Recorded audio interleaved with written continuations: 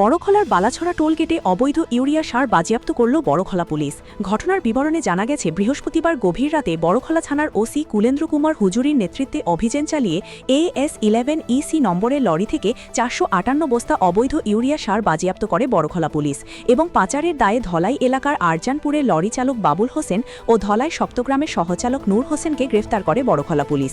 শুক্রবার তাদেরকে শিলচর আদালতে প্রেরণ করে পুলিশ। বড়খলা থেকে সুলতান আহমেদ বড়লস্করের প্রতিবেদনে ঈশান বাংলা নিউজ, শিলচর।